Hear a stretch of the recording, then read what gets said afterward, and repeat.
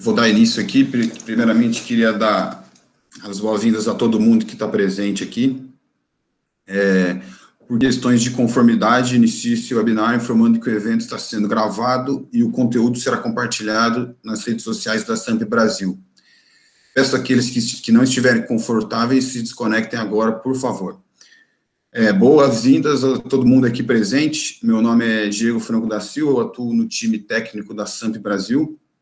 A SAMP é uma organização internacional criada para o fomento de processos de engenharia e materiais avançados.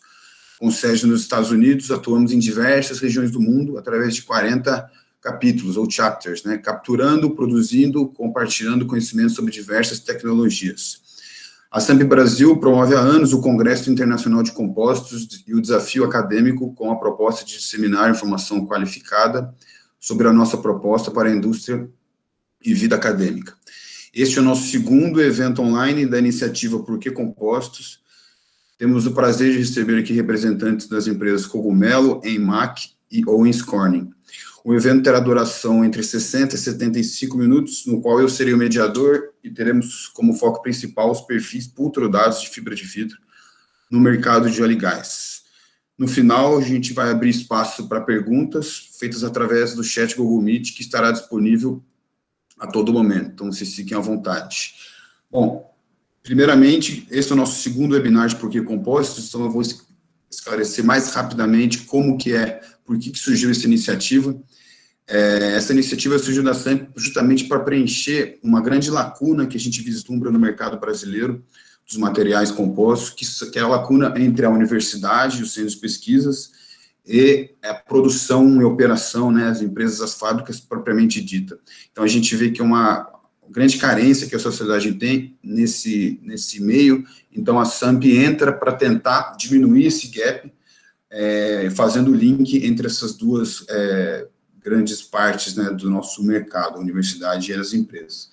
O nosso primeiro webinar foi sobre compósitos aeronáuticos, túneis aeronáuticos, que julgamos ser um tema interessante, um mercado interessante, pois foi o berço dos materiais compostos do Brasil, e a gente pôde abstrair muito conhecimento provido desse último webinar, e neste webinar a gente tem o prazer de atacar um dos setores que cresceu mais, né, fortemente nos últimos anos no mercado brasileiro, que é o setor de óleo e gás. Então, rapidamente explicando a estrutura do webinar, eu vou ser o mediador. Então, eu queria dar as boas-vindas ao pessoal que aceitou o nosso convite, que foi o Diogo, da Cogumelo, o Elton, da Owens, e o Rodrigo, da ENMAC. E eu vou ser o mediador durante esse nosso webinar, e eu queria deixar claro aí para os nossos participantes, para vocês ficarem à vontade aí, para a qualquer momento intervir, responder uma outra pergunta que eu faço para uma outra pessoa, ou colocar uma dúvida, enfim, fiquem à vontade, e que o objetivo desse webinar é que ele seja o mais rico possível para todos nós. Então, eu peço que, em mais ou menos 3 a 4 minutos, vocês se apresentem, né, colocando a sua formação, falando um pouco da empresa, qual a sua função na empresa, experiência no mundo dos compostos e no mercado de óleo e gás. Então, Diogo, seja bem-vindo aí, cara. Muito obrigado por aceitar o convite da SAMP. Bom, Diego, eu que agradeço o convite. Muito obrigado por dar essa oportunidade para poder falar um pouco da experiência e divulgar mais o material composto. Bom, eu sou engenheiro químico, eu me formei pela Universidade Federal Rural do Rio de Janeiro e eu trabalho na Cogumelo desde 2015. Antes de entrar aqui na indústria, eu trabalhava com iniciação científica, eu estava indo pelo caminho acadêmico, e eu vi que tinha um gap muito grande entre o que a gente aprendia e o que realmente se usava. Eu tinha contato com as pessoas da indústria e eu trabalhei num laboratório de escoamento de fluidos da Petrobras. Eu era bolsista e eu comecei a ter contato com material compósito lá. Mas em 2015 eu tive a oportunidade de vir para a indústria. Eu entrei como estagiário na Cogumelo e comecei a aprender um pouco mais sobre a aplicação do material compósito, do pultrudado em si. E hoje eu sou supervisor técnico administrativo aqui do comercial, então eu faço a ponte entre o cliente e a parte técnica. Existe um gap muito grande também, além de conhecimento, falta de conhecimento dos clientes, falta também um pouco do time comercial com os profissionais. Então, nós temos que ser capazes de entender o que o cliente precisa e passar para a nossa linha de produção. Então, hoje eu sou o supervisor que faço esse link entre a produção e o cliente. E a Cogumelo foi uma das pioneiras em materiais em fibra de vidro aqui no Brasil, e também foi a pioneira com material fenólico, que é bastante utilizado hoje em plataforma. E nós temos hoje diversos produtos, a gente tem mercados diversos, óleo e gás, estação de tratamento, e a Cogumelo é mais conhecida pelas escadas em fibra de vidro. Então, aquelas escadas de subimposta, Light, Vivo, Telefônica. Então, quando alguém fala hoje o nome Cogumelo, ela é mais conhecida no mundo normal, os clientes conhecem pelas escadas, mas nós atuamos forte também no mercado de óleo e gás. Bom, é isso. Bom, legal, Diogo, tenho certeza que vai agregar bastante aí. Elton, seja bem-vindo ao nosso webinar, obrigado por aceitar o convite da SAMP, por favor. Boa tarde, pessoal. É um prazer compartilhar com vocês um pouquinho do conhecimento nosso sobre compostos. Então, eu sou engenheiro químico de formação, me formei na Federal de São Carlos. Estou finalizando um mestrado também na Federal de São Carlos, só que agora em engenharia de materiais, com foco bem forte, né, com foco em compostos mesmo, né? Eu estou na Owens Corning há quase 14 anos, dos quais 8 em engenharia de produto, né, fazendo desenvolvimento de produtos, né, apoiando os clientes nos seus processos do ponto de vista de matéria-prima, né, também nos processos de pultrusão e também nos processos de fibra picada, né, nos termoplásticos, ok? A Owens Corning é a empresa que inventou a fibra de vidro há mais de 70 anos atrás, né? Foi uma união entre as companhias Owens Illinois e Corning Glass, as duas companhias estavam pesquisando a fibra de vidro e fizeram a união, surgiu a Owens Corning.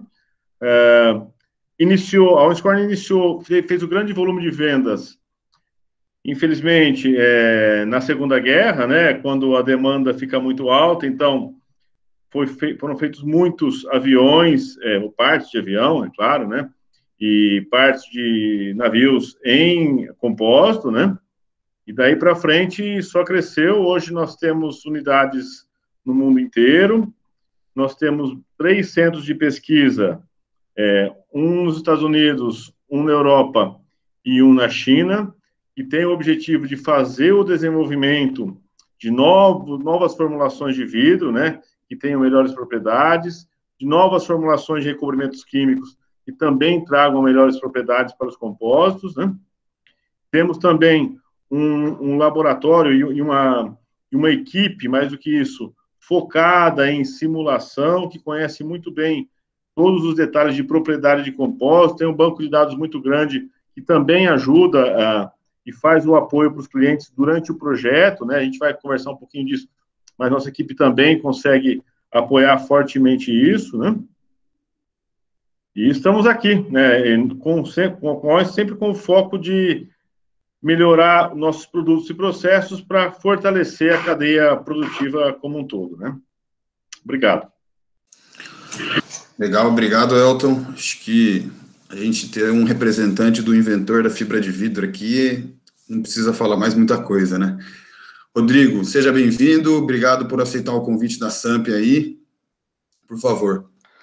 Eu que agradeço, boa tarde a todos aí, agradeço o convite, é um prazer participar com vocês aí. Bom, eu trabalho na IMAC, já há 17 anos, sou engenheiro mecânico, né, na verdade, e desde o início da minha carreira, há muito tempo, na verdade, trabalhei em metalúrgica, né, eu vim desse ramo. Nós somos um grupo aqui, temos 2 empresas, a Polioduto e a IMAC. A Polioduto é uma metalúrgica e a IMAC que trabalha com compósitos, né? Em 2003 que a Polioduto comprou a IMAC. Então, de certa forma, primeiramente, eu fui obrigado a entrar nesse mundo, né, a aprender sobre esse assunto, que era, obviamente, muito novo para mim, né? E é um assunto que, para nós que vivemos, a gente sabe como funciona. Ele te suga, né? E você vai se apaixonando por ele, querendo aprender cada vez mais, e nunca tá bom, porque, assim, eu tenho 17 anos aqui, todo dia eu leio um artigo novo, assim, as pessoas que vêm trabalhar conosco, as pessoas novas trazem muitos conhecimentos, e eu acho que aí que está a motivação de trabalhar nesse setor, né? É um aprendizado constante mesmo, né? Muitas descobertas, muitas coisas que você não encontra em livros, né? Então, a verdade é que, assim, eu entrei para o mundo do compósito no chão de fábrica mesmo. Hoje, minha posição no grupo é diretor de produção, né? Onde eu sou responsável tanto por produção como por engenharia, né? Tanto da Polioduto, que é a metalúrgica, quanto da IMAC, né? Participei de diversos projetos lá já na Petrobras, embarquei algumas vezes, fizemos alguns projetos em plataformas, né? E é isso aí, espero poder contribuir para esse webinar aí. Obrigado, Rodrigo. A gente vê que tem bastante experiência prática aí, e eu costumo dizer a mesma coisa sobre os compósitos. Quanto mais a gente sabe, parece que menos a gente sabe, você fica mais assustado. Fala, caraca, eu tô perdido. Bom, assustado obrigado. É verdade. Muito obrigado aí a todos pela apresentação. Acho que vai ser um webinar riquíssimo. Então, antes de iniciar a nossa rodada, vamos dizer, dinâmica, eu vou espelhar um pequeno slide aqui, só para ilustrar o que é a pultrusão. Vocês estão conseguindo ver? Sim, sim. Tranquilo. Estou vendo.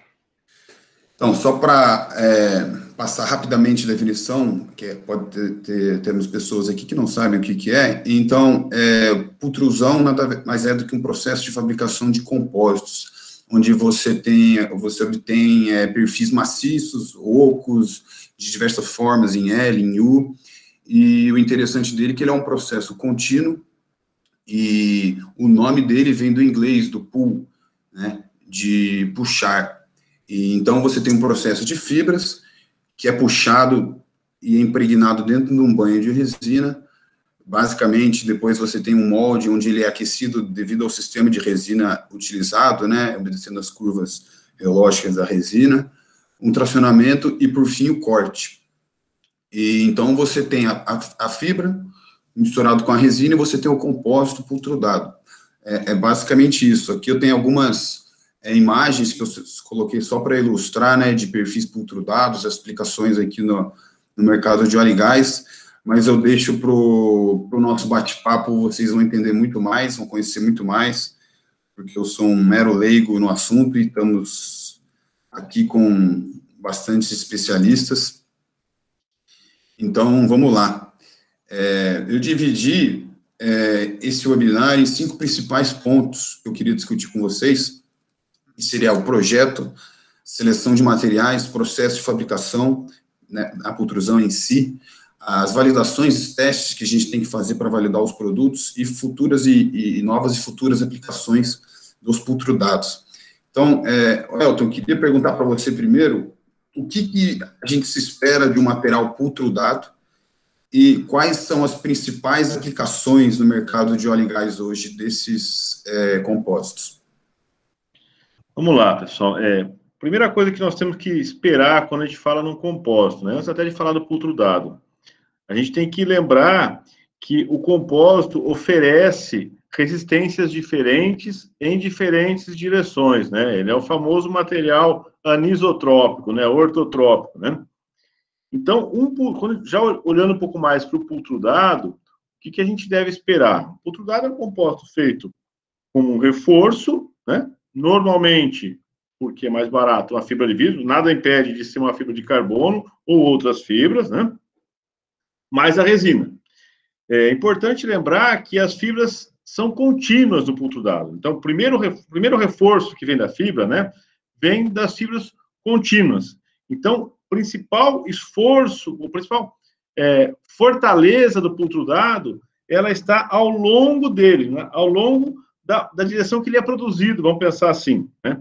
É claro que, não sei se deu para destacar na foto sua aí, no pultro dado também, né, vão mantas, né? E a manta é um reforço que traz, que ele é isotrópico, né? Que ele traz reforço em todas as direções.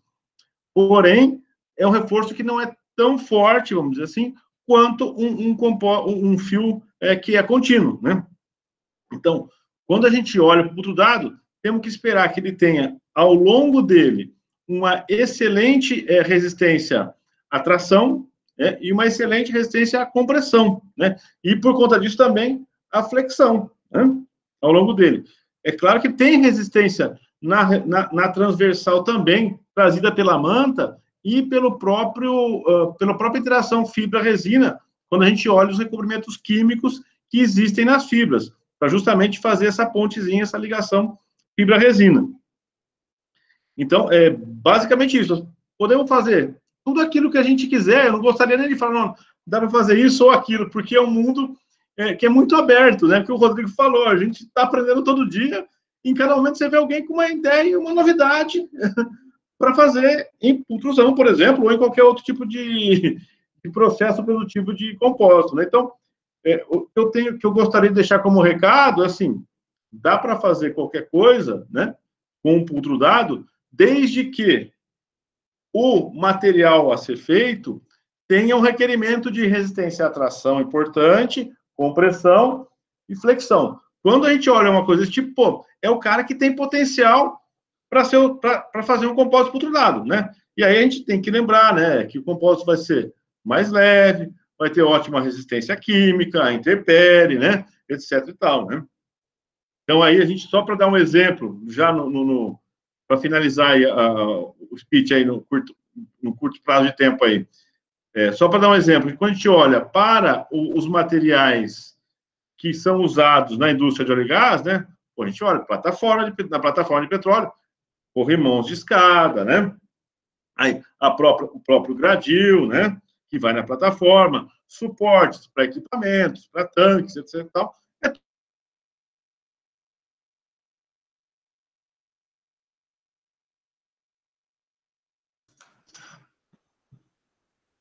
Acho que ele travou. Voltou. Travou. Só okay? O seu final travou, Elton. Então, deixa eu voltar um pouquinho, então. Então, quando a gente olha para uma plataforma de petróleo, né, que você mostrou os exemplos aí, ou uma estação de tratamento de água e esgoto, né, fica muito claro que o pultro dado, né, em compósito, vai trazer resistência química, resistência à intempérie, e vai ser usado, né, numa grade, por exemplo, que requer resistência à flexão, né, numa escada, num corrimão, né, num guarda-corpo, e daí por diante, né, num suporte para equipamentos e coisas do tipo, né, e daí por diante. Aí o mundo está aberto, né, não dá para limitar, não. Legal, Elton. O Diogo, vocês aqui da Cogumelo, que estão bastante acostumados a fazer esses tipos de perfis e plataformas que o Elton bem comentou, as escadas, né, é um dos principais produtos de vocês aí. Quando vocês vão fazer essa fabricação, como é que vocês realizam os cálculos nessa etapa, né, de projeto de vocês? Tá. Inicialmente, quando um cliente vem até a gente procurando ele tem alguma necessidade, ele está procurando uma solução para o problema. A primeira coisa é avaliar qual é a intenção, a necessidade dele. Então, ele pode vir com a necessidade de uma pequena plataforma, de uma grande plataforma, de uma escada, de uma grade. Então, o material compósito, as propriedades dos materiais compósitos, elas, apesar de ser algo bem novo, vamos dizer que se comparado com o aço, a gente tem aço há milhares de anos, o compósito já tem, sei lá, uns 30, 40 anos, ele já é teoricamente difundido. Então, nós analisamos qual é a necessidade dele, quais os perfis nós temos aqui de linha. Então, como o Elton falou, a flexão, a gente analisa se ele quer uma plataforma, qual é a carga que essa plataforma tem que atingir. Muitas vezes é apenas para trânsito de pessoas, mas existem casos em que equipamentos grandes, plataforma, é bem comum, a gente tem experiência de que a plataforma é apenas uma grade para passar pessoas, mas de repente eles passam por uma tubulação muito grande. Então, o primeiro é saber qual é a necessidade, qual o esforço a que vai ser submetido o material. Então, pode ser uma grade de piso, o vento não vai influenciar muito, mas se for uma torre de, sei lá, uns 20 metros que vai ficar, que nós já fizemos isso, tem que ser analisado todos os parâmetros, seja de flexão, de carga, qual é a utilização, como é que ele vai estar lá no local. Às vezes, a gente não pode pensar só nas propriedades, e sim na maneira como o usuário vai utilizar o material. Isso é muito importante. Okay? Bacana, bacana. Rodrigo, vocês também bastante acostumados a fazer isso.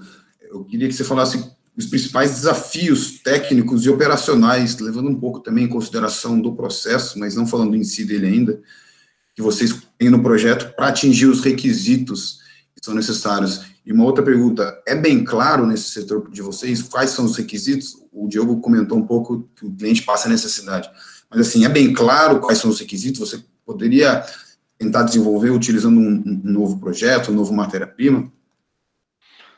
Bom,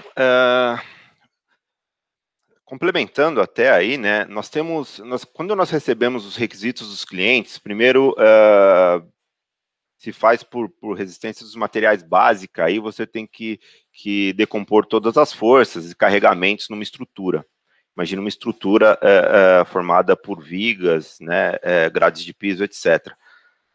E aí nós usamos uma metodologia de cálculo, né, para chegar aos tamanhos das vigas, a espessura de alma, tamanho de mesa, contraventamentos, né, tem vários requisitos aí, às vezes, eventualmente, cargas de vento, dependendo da área de exposição dessa plataforma, eventualmente, vibração, no caso de pipe rack para tubulações, né, que aí eu já temos um problema a mais aí de fadiga, algo cíclico, né, que nós precisamos trabalhar.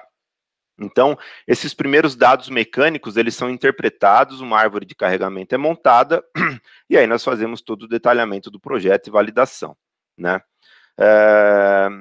Em relação a requisitos técnicos, como você perguntou, depende do cliente, na verdade, né? Por ser um mercado onde normalmente quem está especificando tem pouco conhecimento do compósito, né? Ele pode cometer o erro de colocar diversos requisitos, mesmo que não aplicáveis, para um outro dado, propriamente dito. Então, por exemplo, nós tivemos casos onde nós precisávamos atender requisitos de queima vertical de cabos elétricos, que não tem nada a ver com a estrutura. E aí, então, vem todo aquele requisito e você precisa desenvolver um perfil que atenda aos requisitos mecânicos, que, como o Elton falou no início, os requisitos mecânicos, eles realmente são elevadíssimos. Você tem que só tomar cuidado com a orientação, com o sentido, né? CLW ou CW. Só que no pultrudado, para atender os requisitos, passa a ser um complicador quando você precisa aditivar demais a resina. Porque você passa a ter aditivos que nós chamamos de areia, né? Cargas minerais, diversos aditivos, para atender aos requisitos que podem comprometer a resistência mecânica. Resistência mecânica, a cura da resina, tem diversos aspectos aí. Então, eu penso que falta um pouco de conhecimento para quem está especificando, né? Fazer de uma forma que se possa atender integralmente, né, aquela aplicação. Então, eu acho que existe esse gap aí no mercado, que é justamente os engenheiros não terem essa formação. Nós já até falamos sobre isso, né? Dificilmente você vê o assunto, você visita o assunto compósito numa graduação, e poucos tiveram experiência com isso. Então, você enfrenta também uma certa resistência de quem já é experiente na área. Por exemplo, estou acostumado a projetar pipe rack em aço, o que é comum. A36, aquela coisa toda, relativamente simples. Inclusive, softwares de elemento finito, eles já vêm com essas características, isso é default, né? Você tem as características dos materiais lá, realmente é muito mais simples. Então, quando você chega com um material novo desse, a gente enfrenta muita resistência, sim. Ao passo que é um material que daria uma versatilidade, uma flexibilidade e uma longevidade para as estruturas muito grande, né? Se você souber lidar, né? Falando de aplicações, é muito comum, nos Estados Unidos, principalmente, né? Pontes não com os vãos muito grandes, mas pontes toda empoltrudados, isso é muito comum, né, eles utilizarem. O conceito de, eu diria, serralheria de compósito, nos Estados Unidos é muito comum, onde você tem empresas que vendem um perfil pultrudado e empresas que processam o perfil pultrudado. Então, eu faço algo customizado com os perfis que eu comprei, e aí isso fica muito mais difundido, né? Então, no Brasil, nós temos realmente esse desafio, né? Uma minoria que trabalha com compósito, que sabe das vantagens, né, do pultrudado aí que nós estamos falando, mas tem uma certa dificuldade para colocar no mercado, né? Nós temos hoje não só óleo e gás, né? Tem diversos mercados onde o pultrudado pode ser aplicado largamente. Legal, Rodrigo. Eu vou pedir para quem não tiver... Pode falar, Diogo. Isso que ele falou é bem mais comum de o cliente não saber. O cara que está do outro lado, é bem comum, um engenheiro novo, ele recebe uma norma porque um professor aprendeu ou alguém falou, ele não sabe interpretar e ele não aceita o que a gente fala. Então, é bem mais comum do que se imagina esse tipo de comportamento. E eu também já vi várias vezes os clientes, os com aço são os mais resistentes, porque ele acha que o aço é igual ao compósito, então ele tenta fazer a mesma coisa, sei lá, vamos dizer que você tem uma estrutura que tem um tubo quadrado de 2 polegadas de aço, ele quer exatamente 2 polegadas de fibra, porque na cabeça dele é a mesma coisa. E é bem comum, os engenheiros mais velhos que não têm tanta experiência são os mais resistentes. E não sei se é por falta de estudo, se é por personalidade, mas isso acontece praticamente diariamente. Só para esse último comentário seu, assim, é bem pertinente, né? E para mim a base está naquilo que o Rodrigo falou. Na universidade, né, durante a formação do engenheiro, pouquíssimas vezes, ou para não dizer quase nada, né, se passa por um assunto compósito, né? Não dá para... Ninguém aprende isso na escola. E aí as pessoas mais velhas têm mais essa dificuldade porque trabalharam a vida inteira com aço, por exemplo, né? E aí é mais fácil para eles pegar o software pronto e tudo bem. E às vezes não é nem... o Diogo usou o termo aí, não aceita. Às vezes não é nem não aceitar, né? Por desconhecimento, ele não corre o risco, né? Acaba mantendo o que já existe, né? Isso é muito comum, realmente. Né? Essa questão do convencimento aí é um trabalho muito árduo, muitas vezes leva anos. Eu trabalhei em alguns projetos básicos aí de plataformas e, nossa, foram anos para conseguir especificar alguma coisa. E outra coisa que é muito comum, as normas, óbvio que nosso acervo da BNT relacionado a compósito, ele é muito pequeno, né? Pobre até, eu diria. Então, as normas todas vêm de fora. Muita norma STM, né? Muita norma europeia também. Então, precisa de uma interpretação dessa norma, né? Para fazer a especificação. Então, acho que tem todas essas questões, a falta de conhecimento, uma norma que você não conhece. Então, e aí, quem está especificando tem que pensar, pô, eu tenho que especificar, ele tem que produzir corretamente, e como é que eu faço para validar esse projeto? Quais são os ensaios que eu tenho que fazer? Né? Fazendo uma analogia, quando eu tenho uma estrutura fabricada aqui em aço, que nós fabricamos também, o cliente sabe muito bem se ele tem que ter um inspetor N2 de solda ou de pintura, seja o que for. Ele sabe o que fazer. No compósito, ele muitas vezes não sabe como inspecionar, né? Então, acho que essa também é uma das diferenças aí.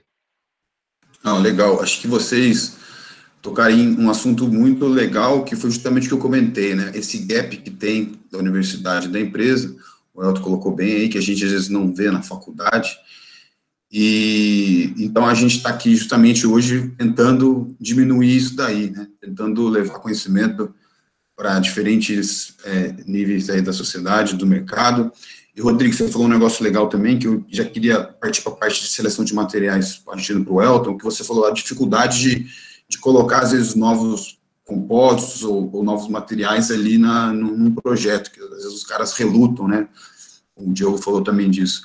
Você, Elton, lá na Owens, como um grande fornecedor de matéria-prima, é difícil você ver uma pessoa vindo, putz, eu estou querendo um material novo, estou querendo fazer um negócio diferente, porque a gente sabe que o pultrudado de fibra de vidro, às vezes ele, né, que a gente até comentou, virou um mercado, às vezes, meio prostituído. Tem muito volume de trabalho, é pegar uma fibra, uma resina, passar na impregnação e está pronto. Então, eu queria saber se você, como fornecedor de matéria-prima, tem notado essa vontade de materiais novos, de projetos novos. O pessoal pergunta para você sobre novos materiais. Olha, especificamente perguntar sobre novos materiais, a gente não vê isso com muita frequência, não, né? E é interessante, até pelo próprio gap que tem aí universidade e empresas no quesito composto, né? É interessante notar que os players que estão no mercado não mudam muito, né? Você vê poucos entrantes. É claro que tem um negócio ou outro, né, que de repente tem um boom aí, os pultrudados especificamente, a gente vai ver o rebar, né, o reforço para a construção civil feito em pultrudado ao invés de aço, né? Isso a gente tem visto novas empresas entrando no Brasil, porque isso na Rússia, na Europa, foi muito bem, nos Estados Unidos também é um mercado bem grande, né? E aqui no Brasil ainda está engatinhando, né? Então, a gente vê pessoas que veem a oportunidade, tem essa oportunidade aparecendo no mercado, desde esse exemplo do pultrudado. E aí começa uma empresa nova, mas na média não mudam muito os players que estão nas áreas de compostos, né? Eu só queria aproveitar o gancho seu aí e comentar um pouquinho da questão de especificar matéria-prima, né? É uma coisa que nós temos que tomar muito cuidado, que fazer composto é difícil. Eu considero uma tarefa bem difícil.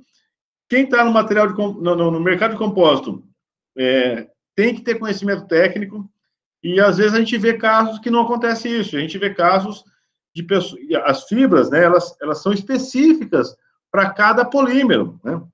Então, uma fibra que se usa para resina epóxi não pode ser a mesma que se usa para uma resina poliéster, por conta de perder propriedade mesmo, porque a gente tem que sempre lembrar, tem uma interação entre fibra e resina, tanto ao longo dela quanto na transversal, né? E o recobrimento químico é importantíssimo para trazer essa propriedade, né?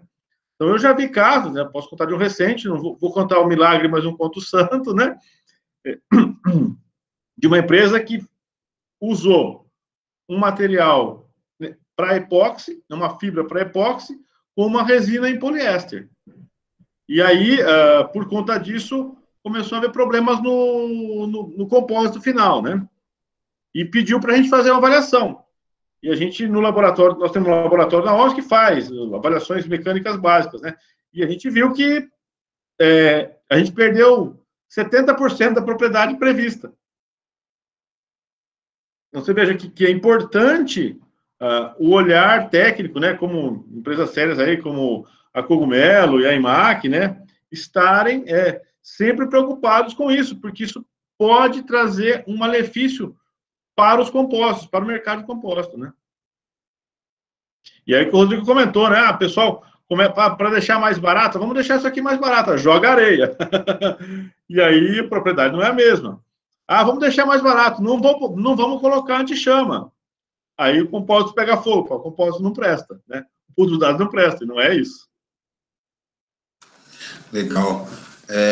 O Diogo, complementar o que o Elton falou, que era exatamente isso daqui. Deixa eu mexer aqui. O que acontece quando você tem material ruim? Deixa eu pegar uma foto aqui, ver se a gente consegue compartilhar. Eu compartilho. Uma janela. Ali embaixo tem apresentar.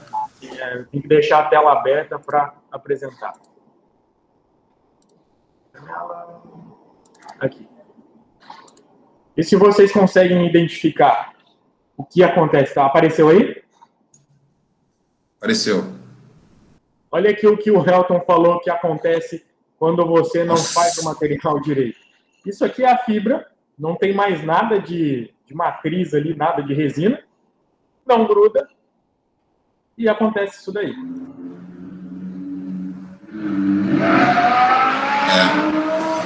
Temos que tomar muito cuidado nessa parte de seleção de materiais, né? Desculpa, eu te interrompi antes, e você ia me perguntar alguma coisa.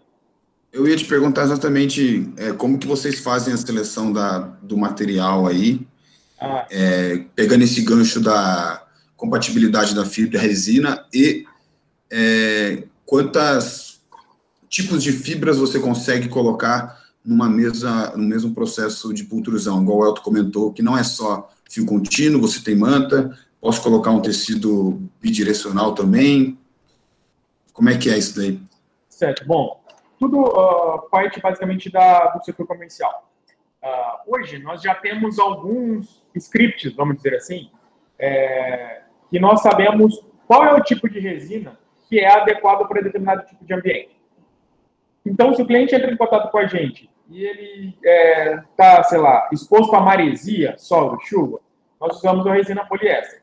Existem casos, como uma estação de tratamento, ou mesmo papel celulose, que nós sabemos que é uma área mais agressiva, por exemplo, o branqueamento.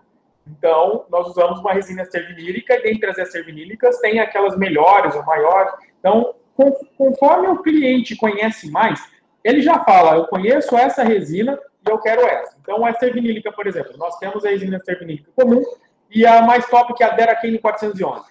Então, tem cliente que fala, eu quero a Deracane 411. No caso das plataformas, já existe, um trabalho bem comercial de você ir no cliente quando tem a necessidade de falar, eu tenho esse produto aqui, você não quer? Ah, mas como é esse produto? Então, você tem que apresentar. A partir do momento que você sabe quem é o cliente, você pode sugerir para ele, falar, olha, eu tenho esse material, eu tenho um pultrudado em resina poliéster e em resina ester-vinílica. As propriedades, na maior parte dos processos, ela já vem. Até hoje eu atendi poucos clientes que ele fala assim, eu quero um pultrudado, mas eu quero que ele tenha isso, isso, isso e isso aqui. Então, nós olhamos o que nós temos atualmente, qual é a composição. Então, vamos dizer que, sei lá, eu tenho um tubo quadrado e esse tubo ele já tem a nossa composição básica aqui. Nós temos a propriedade dele. O cliente fala, eu quero A, o meu é B. Então, nós tentamos fazer aqui, olhar, o que eu faço? Eu coloco mais uma manta, eu coloco mais fio, eu tenho que colocar um tecido, e a partir do momento que eu planejo isso, eu acho que o Rodrigo sabe bem essa questão de você olhar o que eu preciso fazer, depois se eu produzir, eu tenho que testar. Então, eu preciso ter a capacidade de garantir que aquilo que eu planejei, ele é executável e não vai afetar as propriedades e vai atender o cliente final com aquilo que ele pediu. Eu me lembro de poucos clientes que pediram, mas a maioria ele fala assim, olha, eu preciso do material inteiro. Tá, qual é a sua necessidade? Precisa atender determinada carga? Tem algum parâmetro? Sim ou não? Então, eu apresento para ele o que ele precisa. A maior dificuldade que nós temos hoje em escolher o material é quando o material é importado, por exemplo. A resina fenólica, a gente utiliza a manta, ela é importada. Então, nós temos que tomar muito cuidado com qual é o fornecedor que está trazendo, porque chinês, todo santo dia eu recebo e-mail de chinês oferecendo algum tipo de fibra. Só que nós não podemos fechar as portas. Então, a gente já trouxe material da China, da Índia também, acredito que o Rodrigo também deva conhecer, o Elson deve saber que existe. Então, é bem difícil a gente garantir o material que está vindo e confiar nele. É um processo que leva muito tempo. Então, desde a homologação, eu tenho a necessidade de fazer, eu vou homologar esse cliente, eu vou homologar esse fornecedor, e eu tenho que garantir depois que o material vai estar da maneira como eu espero. Não sei se eu respondi, se eu fui um pouco prolixo. Não, muito bom, muito bom, obrigado. Rodrigo, por favor, você vai falar? Vamos lá. Bom, no dimensionamento, eu vi até que o Rafael já fez uma pergunta ali também, né, sobre critério de falha, né? Normalmente se usa critério de máxima tensão, né? Nós calculamos por teoria das lâminas mesmo, tá? E aí nós desenvolvemos uma metodologia onde a inspeção é feita através de simplesmente nós aplicamos carga num vão determinado, medimos a flecha e já sabemos se o módulo efetivo é correspondente ou não.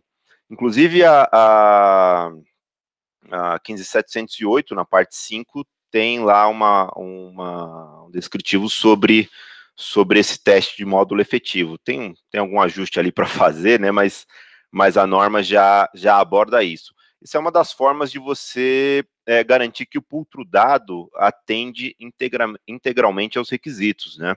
Isso é extremamente importante, porque quando você dimensionou uma estrutura, nós não podemos ter grandes variações, né? Eu usei aquelas propriedades mecânicas para dimensionar a minha estrutura no começo, então eu preciso verificar se isso realmente está acontecendo no processo. A pultrusão é um processo que, se você não tomar cuidado, ela te gera muitos vazios dentro do perfil. Isso no dimensionamento é a morte, né? Por diversos motivos aí, né? Inclusive, dependendo do tipo de reforço que você está usando, se é manta ou tecido. Tá? O uso do tecido na pultrusão, ele pode ser usado tranquilamente, né? Obviamente que dá para usar, mas se você não tiver um bom sistema de pré-forma para guiar esse tecido, para evitar que ele enrugue, que ele dobre, você tem uma desorientação do fio, do 90 graus ali do tecido, que pode comprometer a resistência, por exemplo, da mesa da sua viga ou algo do gênero. Muito comum também, por exemplo, se você colocou a manta na largura errada, essa manta pode enrugar na dobra do perfil, e isso vai fazer uma quebra muito fácil, né? Se eu tenho uma manta que está conformando corretamente, eu tenho a resistência correta à flexão. Desculpa, a abertura ali, né? Flambagem, flexão também. Agora, se ela enrugou, ela quebra facilmente, e é muito fácil mesmo. Então, por isso que você tem que ter um controle de processo muito grande, né? E essa verificação posterior, né? Nós fabricamos vigas com dimensões, com grandes dimensões aqui, e podemos ver isso claramente. Uma das experiências que eu já fiz até com o Elton lá na Owens-Corning, né? Nós tiramos cupons de um pultrudado e mandamos para o Elton fazer os ensaios para a gente. Você percebe uma amplitude, uma diferença dos resultados muito grande. Isso é variação de processo.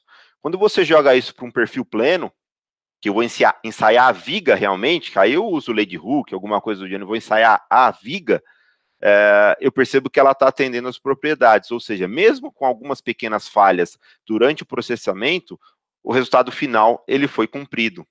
É diferente de eu fazer um laminado e fazer os ensaios mecânicos, onde eu posso cuidar da compactação, posso retirar a bolha, posso fazer tudo isso, né? Por ser um processo contínuo, eu tenho esses riscos, principalmente dos vazios e dobra dos tecidos ou mantas, né? Uma outra falha que é muito comum, que tem a ver também com especificação de material aí, é a dobra do véu, né? Muitas empresas nem o véu de poliéster, o véu de superfície, né? Que o véu serve como uma proteção, tá? Então, quando ele dobra no processamento, você tem exposição do vidro, né? O que pode também reduzir vida útil e criar uma série de outros problemas, né? Então, assim, e aí, para finalizar, um sério problema de especificação que nós temos, principalmente óleo e gás, tá?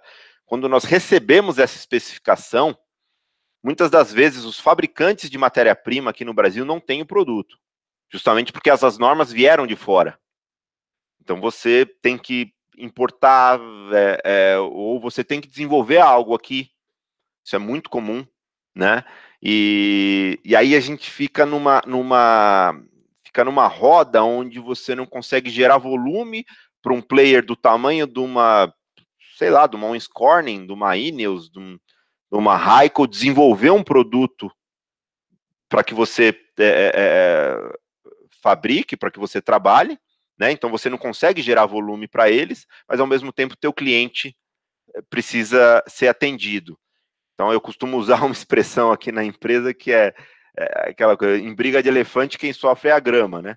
Então eu tenho multinacionais fabricantes de matéria-prima, a Petrobras, e nós estamos no meio ali como transformadores tentando manobrar isso e atender todos os requisitos, né? Então a especificação de matéria-prima realmente muito delicada. Nós temos um processo de homologação aqui bem criterioso para a pultrusão.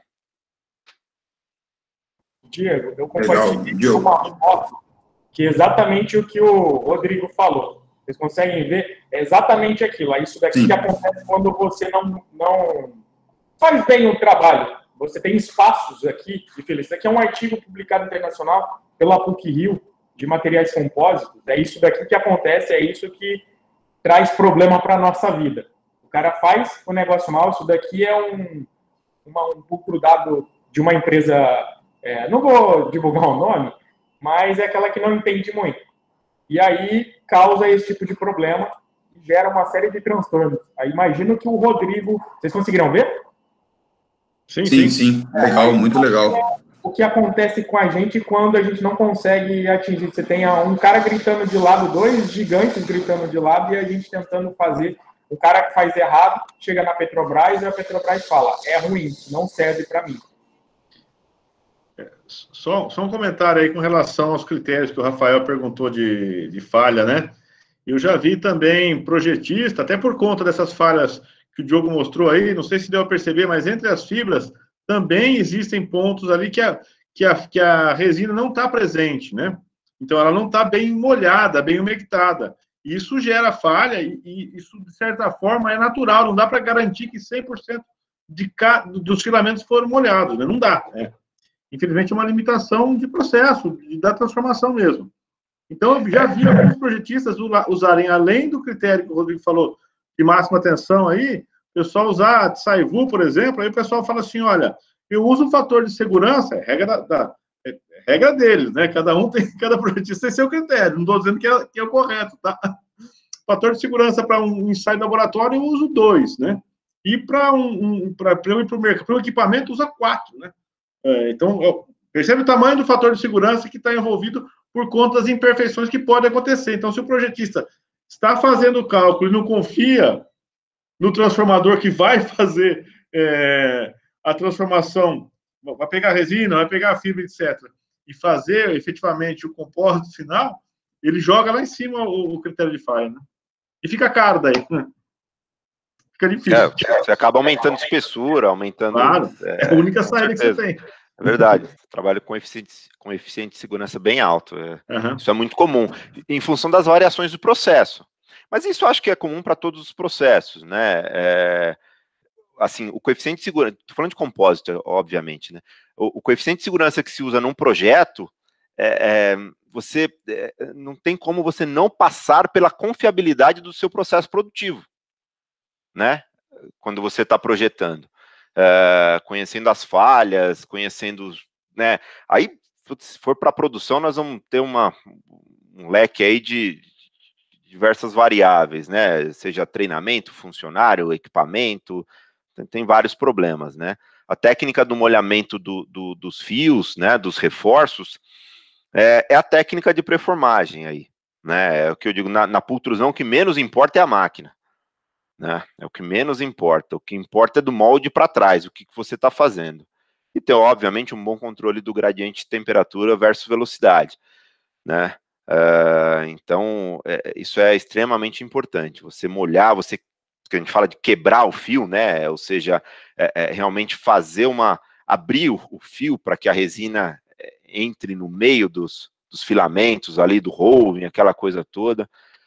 Isso são técnicas que você vai desenvolvendo com o tempo. Aí você imagina que você tem um tipo de montagem para cada viga que você vai produzir, né? Nós temos aqui hoje algo como 320 moldes diferentes, né, de perfis diferentes, né? Então, você imagina a quantidade de equipamentos, de acessórios, de vasca, que nós chamamos, né, preformas, que você tem que desenvolver. E é o tempo todo fazendo isso, né? E aí, para você gerar alguma segurança no projeto, é inevitável que você tenha que fazer uma validação constante. Isso precisa ser diário, para você monitorar como anda a sua produção. Assim que você obtém o coeficiente de segurança que você vai adotar, o quanto você consegue reproduzir aquilo. Visto que, como eu comentei já, né, uma diferença relativamente grande nas características do perfil, quando você ensaia um cupom, e quando você ensaia em perfil pleno, você já tem uma diferença muito grande, né? Muito legal. Eu, na verdade, não precisei fazer quase nada de pergunta e vocês muito bem alinhados. Falaram desde materiais até processo. O Diogo até trouxe uma microestrutura para a gente dar uma olhada de um composto. Aliado com a pergunta do Rafael, já falamos um pouco de teste também. Então, acho que eu até ia fazer uma pergunta em relação ao processo geral da pultrusão, se existe um momento mais crítico do processo, mas eu vejo que existem vários, né, pelo que vocês falaram aí, desde a seleção de quais materiais, da forma como ele vai vir para o seu molde, que tipo de molde, que tem que aquecer de acordo com a resina, tem que estar bem molhada, né, a fibra resina para cumprir justamente o que foi projetado a fração, enfim, a gente vê que são inúmeras variáveis que não é só a máquina, né? A gente até conversou, diria uma média aí 70% humano, 30% máquina no processo de pultrusão, né? Então, legal. Eu queria fazer um link, uma dúvida até que eu tenho, a gente vê bastante, o tema, inclusive, do nosso webinar é pultrudados de fibra de vidro. A gente não ouve falar muito de fibra de carbono. A gente sabe que o preço é muito mais elevado, mas eu queria saber de vocês se tem uma diferença muito grande para fazer um pultrudado em fibra de carbono e quais seriam as aplicações para esse perfil, uma vez que talvez uma aplicação como um corrimão, né, o custo-benefício não é bom. Então, o que vocês enxergam como uma aplicação pultrudado de fibra de carbono que a gente não vê muito? E aí eu endereço a pergunta para os três aí, né? Acho que o Elton pode falar bem, né? Muito aplicado no ramo eólico, né? Um spark up, alguma coisa assim, o pessoal usa bastante. Eu não é comum aqui, né? O máximo que eu fiz com carbono aqui foram alguns testes e tal. Mas realmente o próprio óleo e gás não tem muito, então, Rodrigo. Isso, é muito difícil. Para que você vai utilizar? Você tem a fibra de vidro ela atende determinada necessidade. Então, vamos dizer que você precisa de uma estrutura mais robusta. Ok, vamos usar a fibra de carbono. Mas ela é muito cara. Então, ela vai gerar... Hoje, a gente não tem um know-how tão grande aplicado a isso. Então, se não tem uma demanda, o preço não é viável. E você pode fazer com a fibra. Então, às vezes, é mais fácil, hoje, eu fazer com a fibra de vidro, mesmo que eu dobre a espessura de alguma coisa para ele ficar mais robusto, do que utilizar a fibra de carbono, que é mais eficiente, só que hoje nós não temos essa utilização. Acho que é um pouco de cultura também. Não tem necessidade, então se não tem demanda, a gente não estimula isso. Bem isso. O ganho de módulo hoje, para as aplicações, né? O ganho só para uma energia eólica que se justifica pela diminuição do tamanho de pá, por exemplo, né? Mas o ganho de módulo que se tem com a fibra de carbono não corresponde ao custo de comprar a fibra, quando a gente olha a fibra de carbono contra a fibra de vidro, né? Então, para esse mercado, realmente não vejo o mercado que nós atuamos. E óleo e gás mesmo, eu desconheço. Sim, esses perfis de vidro, eles são mais... Desculpa, Diogo, pode falar. Eu estava conversando essa semana com um amigo meu, e toda tecnologia, toda demanda, ela acaba vindo de algum momento da área militar. Então, por que existe um estímulo?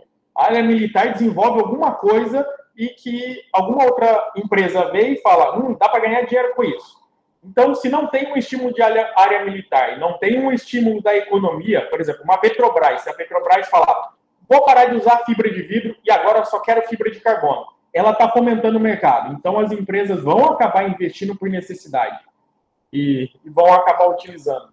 Então, a energia eólica hoje, eu fui para Fortaleza no começo desse ano, fui visitar alguns parques lá, e basicamente a gente usa 5% ou está desenvolvendo 5% do nosso potencial. Então, enquanto ninguém fomentar a economia e falar vamos investir pesado, não vai andar fibra de carbono no Brasil. E tem mais um passo antes de chegar na fibra de carbono em termos de propriedade, em termos de módulo, né? Tem a fibra de vidro de alto módulo, né? Que tem um custo bem mais baixo em relação à fibra de carbono e também traz ganho de módulo. Então, o mesmo híbrido, né, Elton? Isso, vocês têm alguma coisa, né?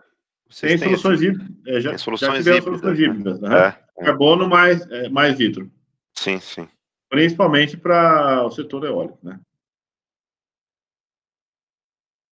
Bom, para finalizar o nosso bate-papo, eu queria que vocês, antes de entrar nas perguntas, né, eu queria que vocês dissessem, né, o que eu comentei bastante da nossa iniciativa, por que compósito, né? Por que não usar compósitos empoltrodados? A gente falou do mercado eólico. Eu queria que vocês falassem em relação no mercado de óleo e gás, se existe uma aplicação fora essa chamada de off-site, que a gente vê de plataformas, esses caras. Por exemplo, alguma possibilidade de vocês verem tubulações, alguma coisa nesse sentido? Tubulações em fibra de vidro e epóxi já são largamente aplicadas em plataformas de perfuração, né? E tranquilo, e assim, tanto para a parte de prospecção, quanto para a parte de pressurização, o tubing, que se chama, né? E o próprio piping, né? Com diâmetro 4 polegadas até 10 polegadas de diâmetro de tubulação, em epóxi, mas aí feito por um processo de filamento winding, né? De enrolamento filamentar e não de pultrusão, por conta realmente de suportar os níveis de pressão necessários, né? Pressão, né? Isso que eu ia falar, os esforços são diferentes, né? Uhum. Um pultrudado não atenderia a um tubo de condução, não. Para condução, não.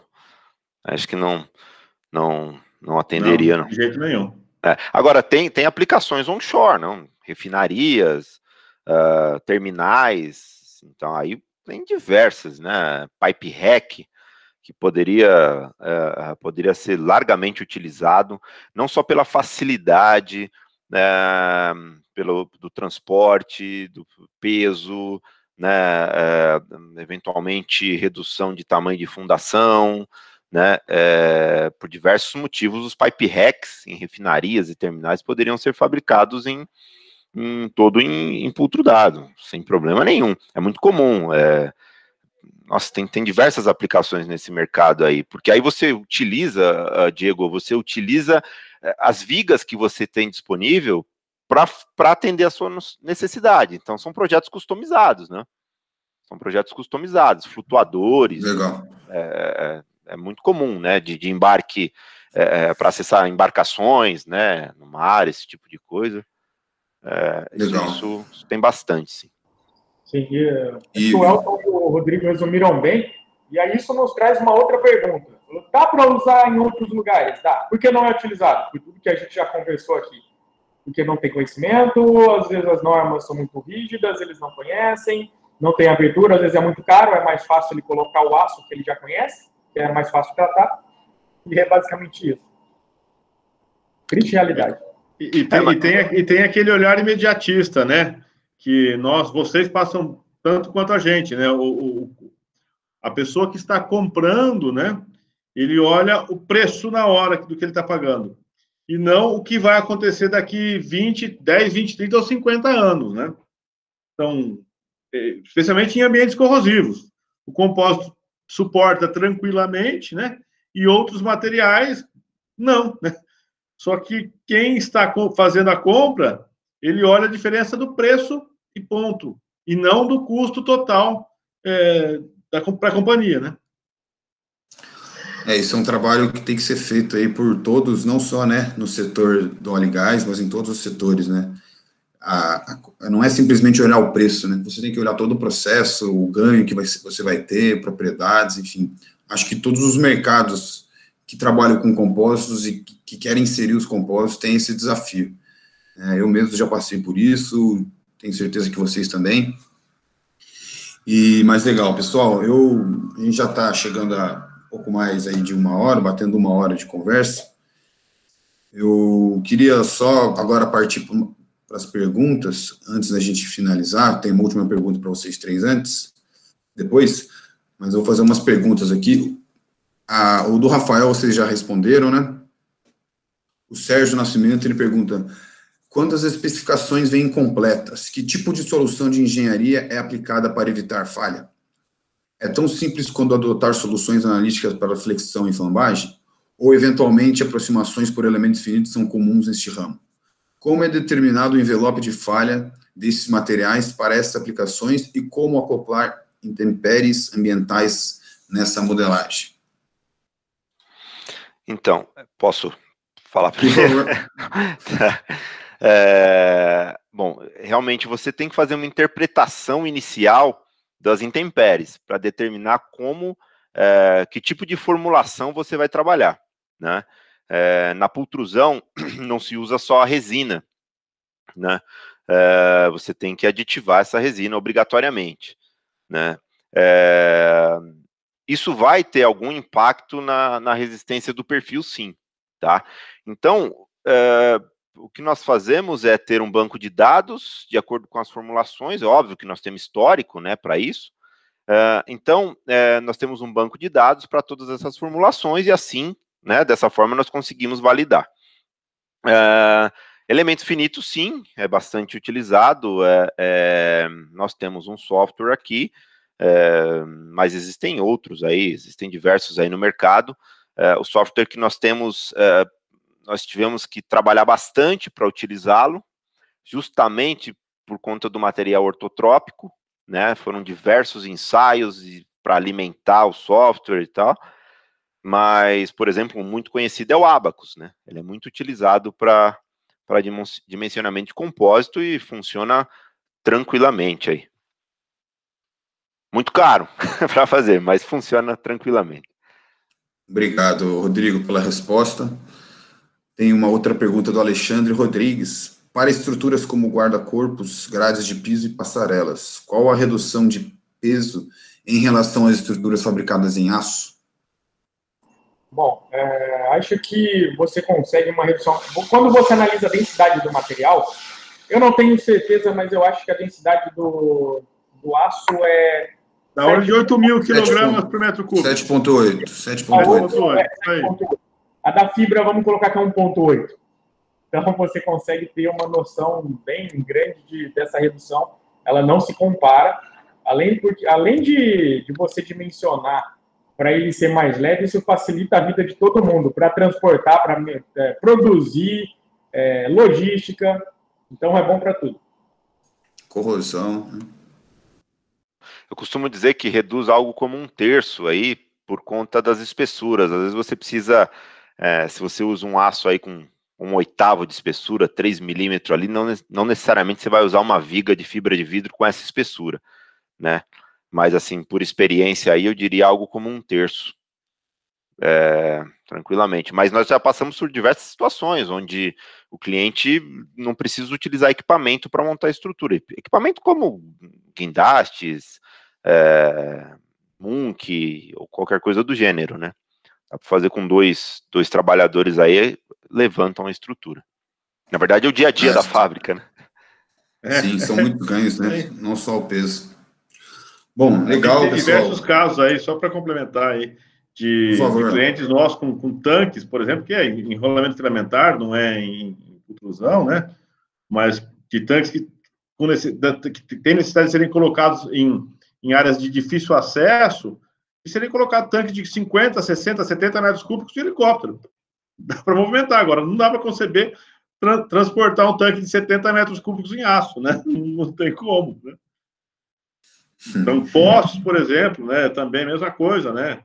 dá para transportá-los para a Amazônia fora, eles vão boiando, né? Não tem problema nenhum, enquanto que um poste de concreto ou em aço mesmo não tem condições de se transportar tão facilmente.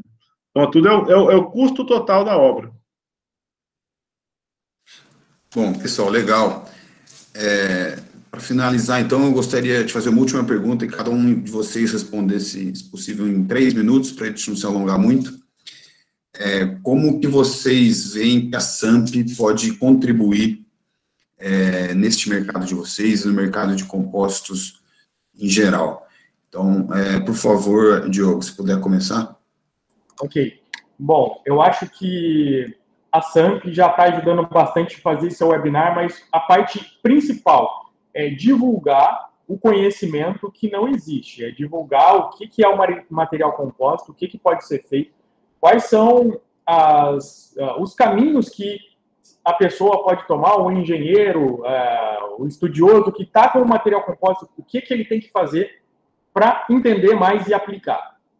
Hoje é fundamental a disseminação de conhecimento.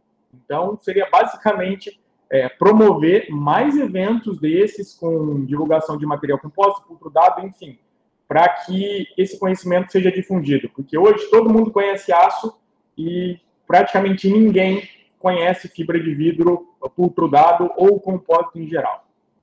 Então, é isso. Beleza, obrigado, Diogo. Rodrigo, você, por favor. Eu vou até, concordo aí com o Diogo, e vou até um pouco mais longe, né? Não só nós precisamos divulgar o assunto nas universidades, como eu diria, tão importante, ou mais importante, é formar a base, né? Eu sou da época em que se fazia um curso de aprendizagem industrial no Senai, que eu fiz, inclusive, com os meus 14 anos, e essa é uma dificuldade da indústria de compósito, né? Você não encontra o profissional para trabalhar no chão de fábrica mesmo, né? Todos eles você tem que formar. Isso gera um turnover elevadíssimo, então você fica o tempo todo treinando. Eu acho que trabalhar na base, hoje nós temos escolas Senais, como Maria Mato, por exemplo, que é só de plásticos, que eu sei que a Almaco já conversa e tal, mas eu falo disso há muito tempo, já falei até com um coordenador de curso lá, sabe? Porque eu acho extremamente importante formar a base. Nós estamos falando dos engenheiros, mas nós precisamos ter as pessoas que vão fazer a laminação ou a pultrusão, nós precisamos do técnico que vai ser o projetista, né? Nós precisamos de toda a cadeia. Eu acho que nós estamos olhando só para a parte eu diria, se é que assim posso dizer, a parte de cima, né? A ponta, ou seja, tudo muito científico, tudo muito, né, com certo glamour até, eu diria, falar de compósito, né? Até porque poucos conhecem, mas se não tiver a base, isso não vai tornar comum.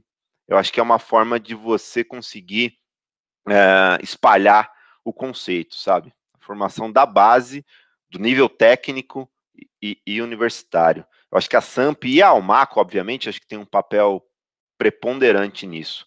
Porque se essa turma toda realmente conhecer o compósito, aos poucos o mercado vai conhecendo e vai passar a adotar. Eles serão as pessoas que vão especificar no futuro. Se eles conhecerem desde a base, fica muito mais fácil de trabalhar. Né? Não, obrigado, Rodrigo. A gente trabalha bastante com a Almaco, a SAMP e a Almaco trabalham juntos também, que sabem dessa importância. Inclusive, nas próximas semanas, a SAMP também vai divulgar uma novidade aí que vai auxiliar nesse gap aí, conforme eu comentei no começo.